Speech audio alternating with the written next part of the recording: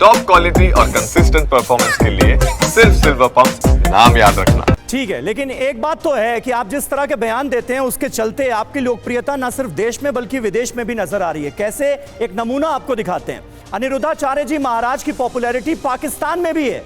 एक मौलाना ने बाबा के बारे में क्या कहा है, सुनाते हैं आपको। अभी एक हिंदू पंडित थे यूट्यूब फेसबुक पे, उनका क्लिप मैंने, उसमें किसी ने हिंदू पंडित से सवाल किया था कि हम तो भगवान के सामने सुबह 4 रोटियां रख के जाते हैं, शाम को वो 4 की 4 ही होती हैं, तो भगवान साहब खाते पीते तो है नहीं, तो ये क्या हो रहा है? इससे भगवान तो खुश क्यों हो रहे हैं जब रोटी रखी है? तो मोहतरम ने जवाब ये दिया कि मैं इस वक्त इसका जवाब दूंगा सिर्फ उन लोगों को जो साइंस और टेक्नोलॉजी के स्टूडेंट्स हैं। तो मैंने जब ये सुना, मैंने कहा यार ये कोई बड़ा ही खानदानी जवाब मार्केट में आ रहा है।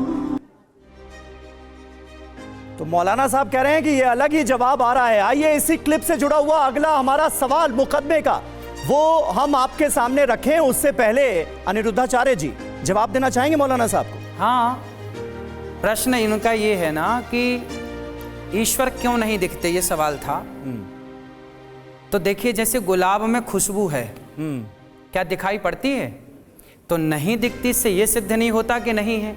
उसी तरह हमारे जैसे गुलाब की खुशबू को महसूस किया जा सकता है, उसी तरह भगवान की भक्ति करके भगवान को महसूस तो किया जा सकता है।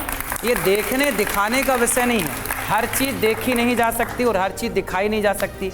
मिश्री में मिठास है, क्या उस मिठास को देखा जा सकता है? लेकिन खा करके उसका अनुभव किया जा सकता है।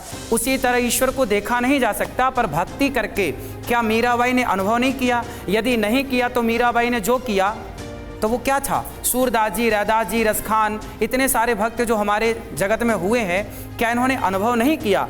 आपकी दादी, आपकी माँ, आपकी नानी जो वर्षों से भगवान के ध्यान में डूबी रही आई, तो क्या वो पाखंड था? अरे कुछ तो अनुभव हुआ होगा ना, कुछ तो शांति मिली होगी ना।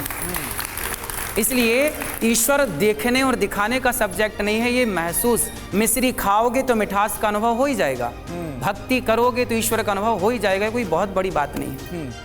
और भगवान को जो भोग लगाया जाता है उसको लेकर उनका सवाल था। लेकिन मुझे ये बात हैरान कर रही है कि पाकिस्तान के मौलानाओं को आप में इतनी दिलचस्पी क्यों है? पाकिस्तान के बहुत लोग कथा सुनते हैं। मेरे पास एक बार ऑफर आया था। अच्छा, मेरे पास ऑफर आया, बोले आप पाकिस्तान आ जाओ कथा सुनने, कथा सुनाने। मैंने कहा मैं आऊँगा तो फिर याद रखना पूरा पाकिस्तान हिंदुस्तान हो जाएगा। क्या बात है, इस बात पे तालियां होंगी क्या? पुनः पाकिस्तान हिंदुस्तान हो जाएगा जैसे था।